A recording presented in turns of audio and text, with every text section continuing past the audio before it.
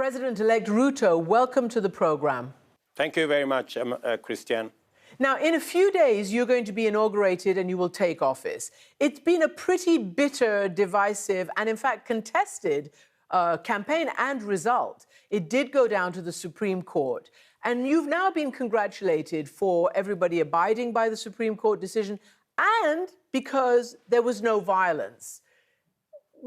How do you take that, the fact that Kenya has become so known for violence around presidential elections, that this is somewhat of a pleasant surprise? I think it speaks to the heart of the maturity of the democracy of our country.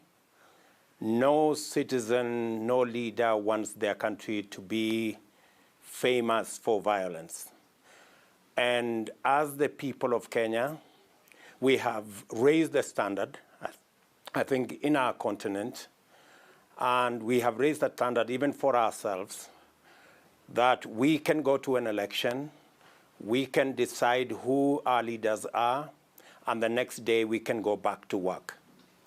That is the standard we have raised for ourselves as the people of Kenya. I am very proud of it, and many, if not all Kenyans are very proud of it. And what happened in the past was a slip. And we have gained our balance, and I am very confident going into the future, the next election will be better than the one we had this year. So again, it's very good to hear you say that, because the last one in which you said there were challenges and mishaps, and you called it a slip, what happened in 2007, 2008, more than 1,000 people were killed. So it was a pretty big disaster. But still, your election is very, very narrow, the margin of victory. And you're going to presumably, like all newly elected leaders, want to try to unify the country. Is that possible, and how do you plan to do it? Well, part of the challenge of leadership is reaching out across the aisle and building alliances and building networks that would help bring the country together. I have already reached out to my competitor, the former Prime Minister. I am very confident that we are going to agree on a mechanism that would allow those of us who will run the executive to do it in a manner that our competitors on the other side, running the opposition and providing oversight, will do their work so that the people of Kenya can reap the benefits. So let me ask you this, Mr. President-elect. You say that, you've reached out, your opponent, the former Prime Minister, has congratulated you. But your own boss, the outgoing President Kenyatta, to whom you were deputy, supported your opponent.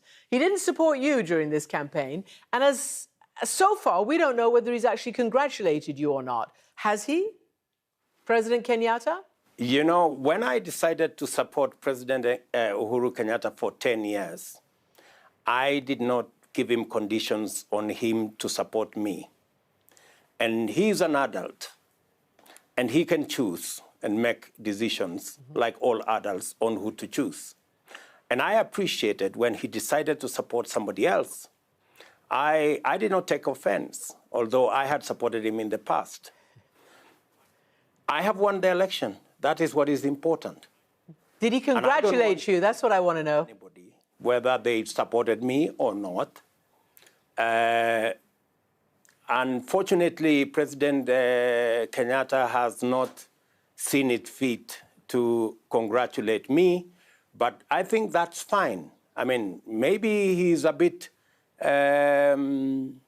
disillusioned, or maybe he's unhappy that I defeated his candidate, but that is the nature of politics. Mr. Ruto, the perennially troubled Somalia, we've already heard that, famine could be knocking at the door there. We know about the terrible food insecurity that's been exacerbated by the war in Ukraine, Russia's invasion, and its refusal up until now to allow grain to be dispersed where it should be. What are your concerns, first and foremost, about Somalia? And then I'm going to ask you about whether you've received any grain shipments. Somalia is a difficult nut to crack, but we have confidence that the newly elected president in Somalia, who has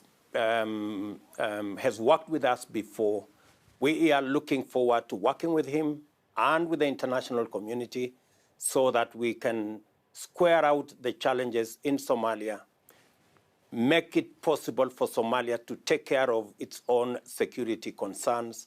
And I agree with you, we have a serious challenge I think, brought about by climate change. And I was speaking to some of the leaders of northern Kenya this morning, and they have lost pretty 40% of livestock there.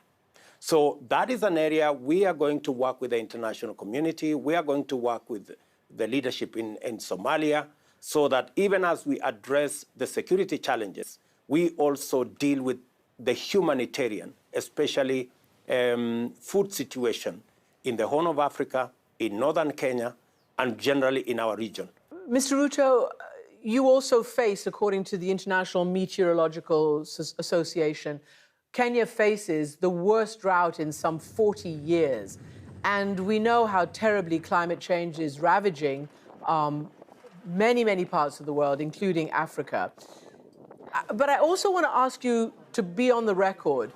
You know, the African Union chief, when he came from meeting President Putin and asking him, you know, about this grain insecurity, came out and basically was neutral on it. I mean, he took Putin's line that it was international sanctions that were to blame, that it was everybody's fault except Russia, when we know perfectly well that that's not true, that no international sanctions affect the delivery and the export of grain from either Russia or Ukraine.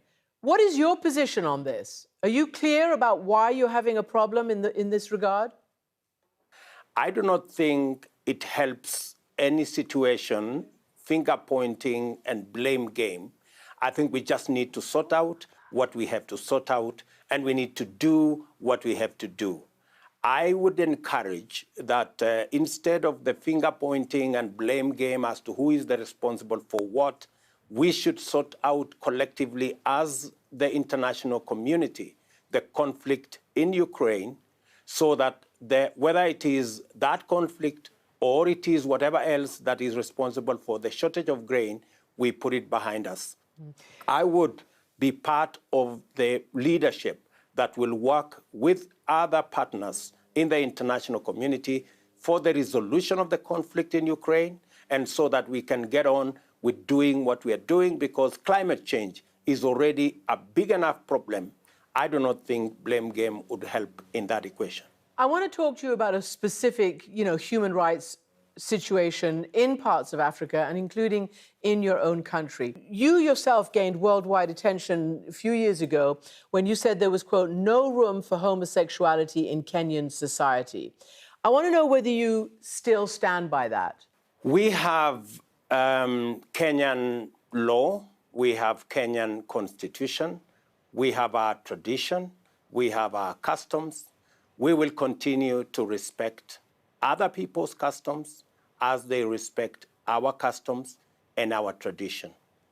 I am very clear that we respect everybody and what they believe in, but we also have what we believe in, and we expect to be respected for what we believe in. So before I ask you to flesh that out and what exactly does it mean, I want to play you what President Kenyatta said to me about this issue. I will not engage in a subject that is of it is not of any major importance to the people and the Republic of Kenya. This is not an issue, as you would want to put it, of human rights or this. This is an issue of society, of our own base as a culture, as a people, regardless of which community you come from. This is not acceptable. This is not agreeable. So he's basically saying homosexuality is not agreeable. You've just said that you're kind of trying to thread the needle, that the law says one thing, but you respect everybody's rights.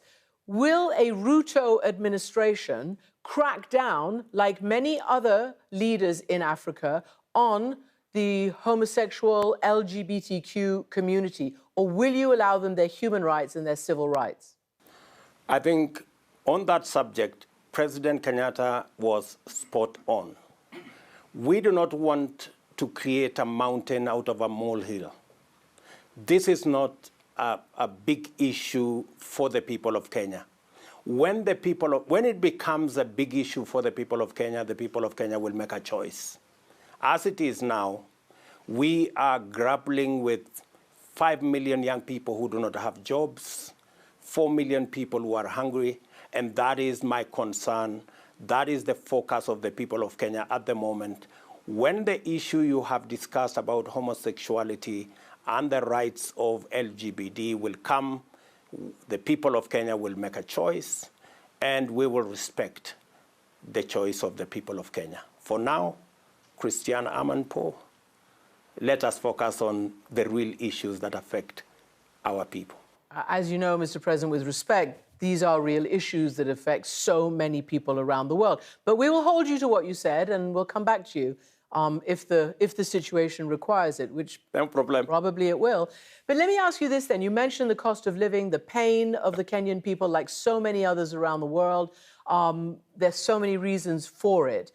You yourself come from a pretty hard scrabble, rags to riches background. You called yourself and your road to success like the hustler. What do you mean by that? Give me a little bit of your own background and what you think positions you and places you for this particular job at this particular time.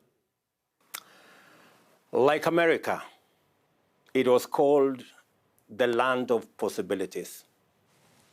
Kenya, with my candidature and with winning this election, the child of every Kenyan can know that they can live their dreams and actualize their dreams irrespective of whatever background they come from. And we are elevating Kenya to the next level, that ethnicity cannot be a barrier. Your social status cannot be a barrier. The religion you profess cannot be a barrier. That's all my candidature speaks to. And when I ran for this office, there are many people who thought you needed a name recognition, a brand, a big family to come from, a big community to come from. But with my candidature, the child of any Kenyan, small community, big community, irrespective of their social status, can actually journey to success and journey to the pinnacle of any success, because it is possible, and the people of Kenya have made a decision that any Kenyan can be the best they can as long as they work hard and they work at it. William Ruto, President-elect, thank you so much for joining us from Nairobi. Thank you very much, Christiane, for giving me an opportunity to speak to your audience. And just an update, since that conversation yesterday, we heard from Ruto that President Kenyatta did have a conversation with him today, but apparently still hasn't offered his congratulations.